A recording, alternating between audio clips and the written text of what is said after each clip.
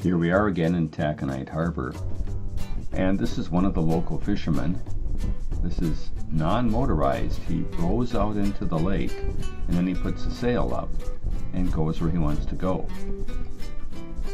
It's a hard way to make a living. Pointer arithmetic is a lot easier, and that's where we're going to go today in our discussion that comes next. Okay, well, welcome back. We're going to take that same program we just worked with and we're going to make some adjustments to do pointer arithmetic. So let's take a look at the code that we've got. And I'm actually going to get rid of this line that was here that we don't need anymore. That was the static array. All right, there's our program. This ARR thing was actually technically a pointer variable, and then we put a pointer into it when we ran the new operator, and that pointed to a block of memory of 10 integers, and we hooked it up to that block, and now we had an array. And so we passed that pointer variable into the readIn function. And you saw last time that the readIn function, we set it up so it would take a pointer variable. And even though it didn't match with the prototype, that was okay, because these two things basically mean the same thing. To say an array is coming in is the same thing as saying a pointer is coming in. All right. Pointers, since they are locations in memory, in this case the location of the first element in the array, can be used to do things like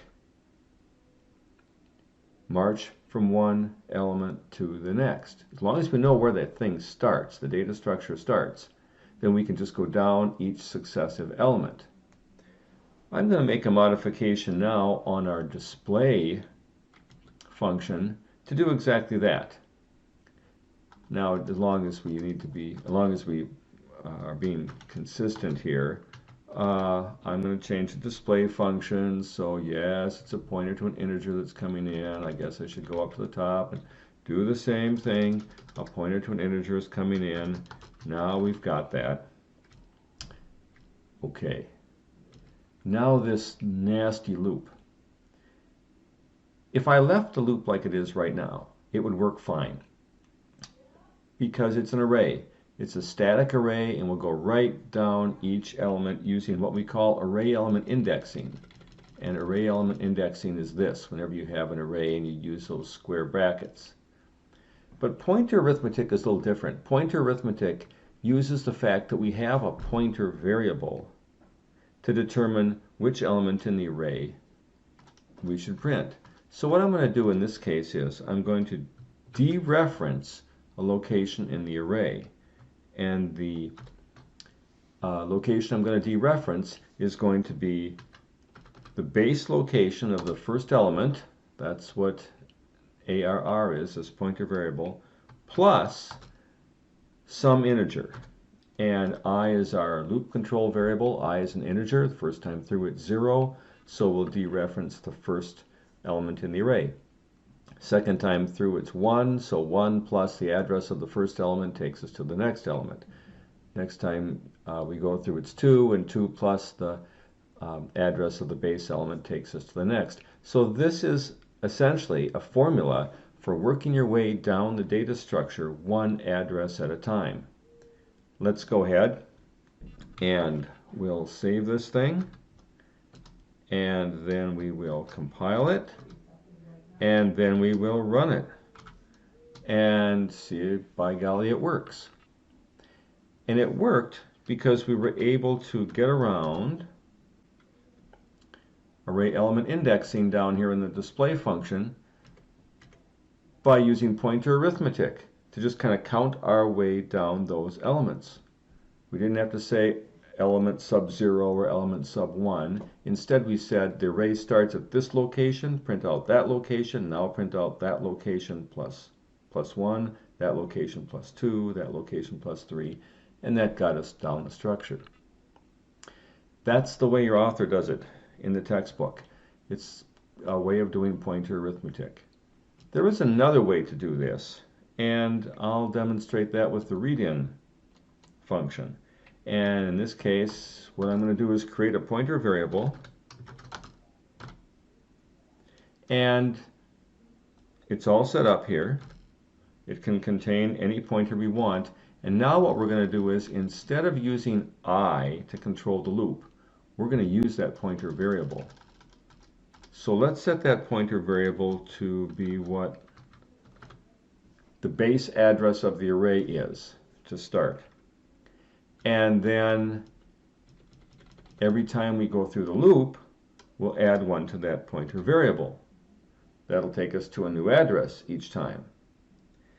And instead of assigning values to the array based on array element indexing, we'll simply dereference the pointer and assign the value to the location it points to. And the only weird thing we have to worry about is this condition for this for loop. We used to have a counter that went down to the bottom, and we'll do the same thing here actually. But we'll just say, as long as P, our pointer, is less than what you get when you take the base address of the array, this is where you started, and add 10.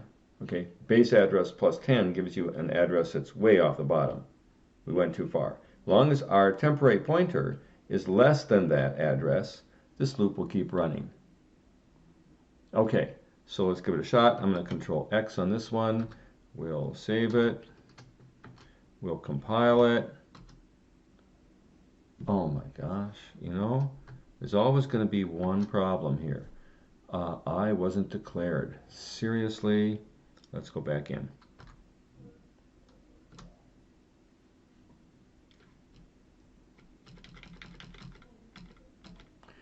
Well, I've got a problem here because I'm assigning data based on some value of I, and I got rid of I. That was running the loop before. Let's just assign data based on something else. What shall we do?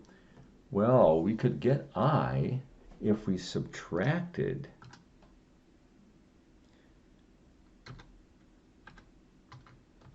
the base. Oh, this is supposed to be a subtraction sign. The base address from where the pointer was. The pointer is going to be a larger number as we move down. The difference between that and the base address will be some value. Ooh, this is kind of cool. Let's check this out. It compiles,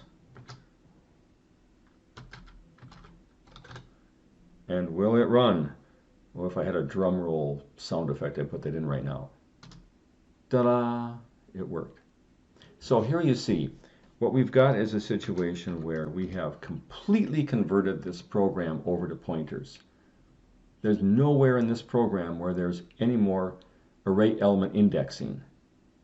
Okay. There's no place where I've said you've got an array and then in the square brackets element I, element 0, 1, 2, 3. Got rid of all that.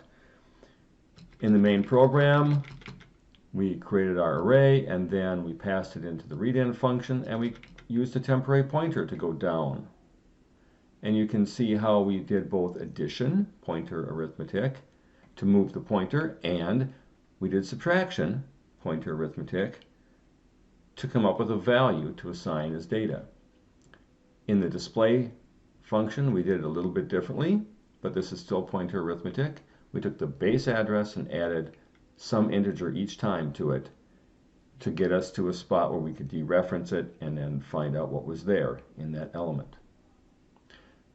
So, very tricky. Two different types of pointer arithmetic. You should spend some time going over this particular video.